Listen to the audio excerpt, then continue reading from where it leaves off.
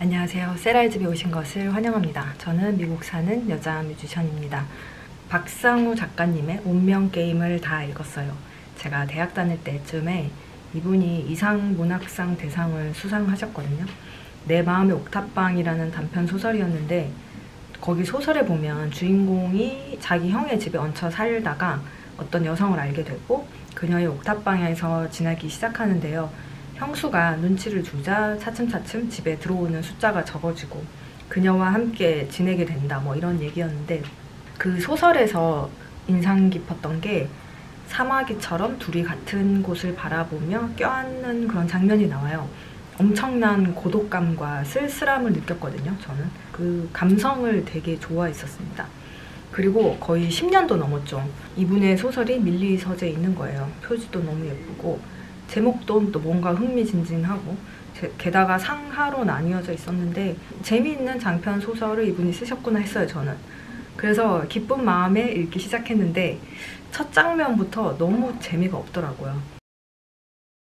이볼이라는 남자가 명상을 하고 뭐 빛기둥이 이마에 쏟아지고 뭐 이런 장면이 나오다가요, 하루아침에 돈 많은 회장님이 이볼이를 부릅니다.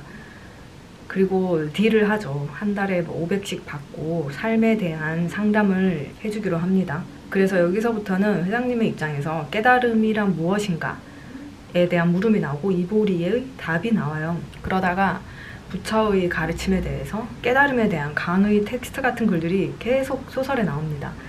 너무 지루해요. 근데 좋은 얘기긴 했거든요.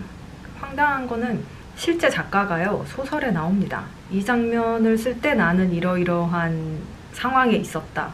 이 장면에서 나는 이 부분을 몇 번 고쳐야 했다. 심지어는 주인공 이보리가 작가에게 뭐라고 하는 장면도 나와요. 그러니까 이게 읽으면서 픽션인지 논픽션인지 되게 헷갈리는 거죠. 그렇게 1권이 끝이 나요. 2권부터는 좀 재미있었으면 좋겠다 이러면서 다시 읽기 시작했거든요. 근데 갑자기 작가님의 UFO 이야기를 하십니다. 불교의 어떤 가르침에 대한 것을 말한 1권과는 다르게 갑자기 conspiracy theory 같은 게 마구마구 쏟아져 나오거든요.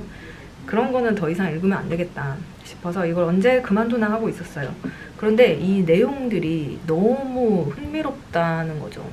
그리고 그 어디에도 음모론이라던가 특정한 종교, 세력에 저를 빠뜨리려는 그런 수작들은 보이지 않았어요.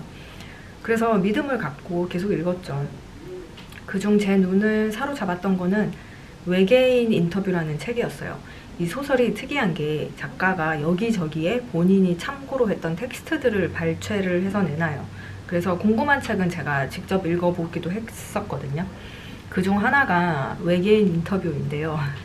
이 책의 내용은 마틸다 오도넬 맥레이가 저자에게 쓴 편지 글입니다.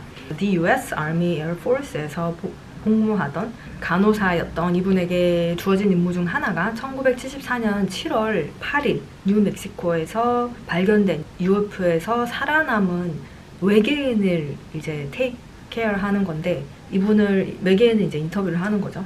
평생 이것을, 그 내용들을요, 자기 침대 밑에다가 보관을 하고 그것을 죽기 직전에 스펜서라는 그 저자에게 원고를 맡겼대요. 그렇게 쓰여진 책이 바로 외계인 인터뷰입니다.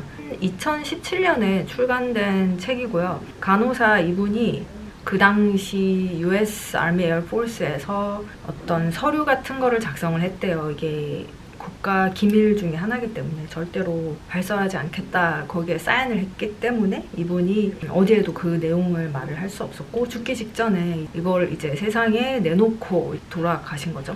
굉장히 흥미로워요. 그녀에 따르면 이 외계인을 이제 인터뷰를 하시는데 5살 아이 같은 아주 작은 몸을 지니고 있었고 인간처럼 바이올로지컬한 바디를 가진 게 아니라서 이 외계인은 잠을 자지도 먹지도 않고요. 눈도 깜빡이지 않았대요. 처음에 의사소통을 하려고 하는데 언어가 통하지 않아서 이분이 영어를 가르쳐줘요. 그러자 아주 빠른 속도로 이 외계인이 그것을 습득을 하죠. 그러다가 나중에는 외계인이 그녀의 스승이 되어서 뭔가를 가르쳐주고 둘이 이제 대화를 나누는 그런 일이 생겼는데, 그때 하는 말들이 정말 놀랍습니다. 그 인간들이 사실은 스피릿, 그 혼으로 이루어진 존재이다. 이 몸을 벗어나야 한다. 그녀가 이제 물어봅니다. 어떻게 몸을 벗어나요? 그러자 외계인이 내가 도와줄게요 이러면서 이렇게 딱 했는데 진짜 순간 이분께서 자기의 혼이 몸을 빠져나왔대요. 그때 느낀 그 감정은 정말 이루 말할 수 없는데 아주 순간적으로 그녀가 느낀 것은 나, 정말 순수한 나 자신, I를 체험했다고 책에 적혀 있어요.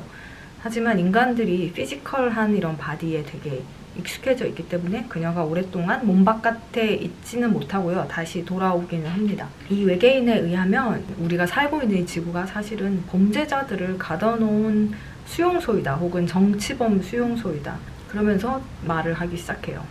저는 이 책 그 외계인 인터뷰를 영어로 대충 훑어 읽었는데 나중에 다시 다 읽어보기는 할 텐데 읽으면서 좀 충격적이기도 하고 엄청 흥미로운 사실들이 많아서 소개를 해드리고 싶었습니다. 아무튼 다시 소설로 돌아와서요. 지은이가 책에서 계속 하는 말이 있어요. 이것은 내가 아니다. 이것은 나의 것이 아니다. 이것은 나의 자아가 아니다. 그러니까 이 상황이 우리가 잊고 있던 여러 가능성을 열어주는 문장이 될 수 있는 거죠. 깨달음의 끝에는 부처가 있는 게 아니라 외계인이 있다는 게 저의 결론이고 이게 너무 엄청난 사실이라서 아직 100% 믿지는 않아요. 하지만 충분히 우리가 배울 점이 많은 책이라고 생각합니다. 자, 그럼 이 책을 제가 추천하느냐. 일단 재미는 없어요. 소설이 소설로 받아들이기에는 엄청난 무리수가 있거든요. 그럼에도 불구하고 저는 이 작가님의 생각은 동의합니다. 이런 그 작가님의 그 상황에 대한 설명이 있는데 그런 상황에서 자신의 상의 자아가 뭔가를 쓰게 했다면 소설가로서 이 모든 것을 머금고 있을 수는 없거든요. 거기 어떤 필연성이 있었을 것이고 작가로 하여금 이것을 쓰게 했을 거라는 생각인 거죠. 부처의 가르침, 깨달음, 명상에 관한 것과 1권에는 2권에는 컨스퍼러시 이론, UFO, 외계인 뭐 이런 것들이 소설 하나에 다 나와요. 작가님이 책을 또 쓰신다면 저는 읽어볼 의향이 있습니다. 자, 오늘은 여기까지 하도록 할게요. 그럼 안녕.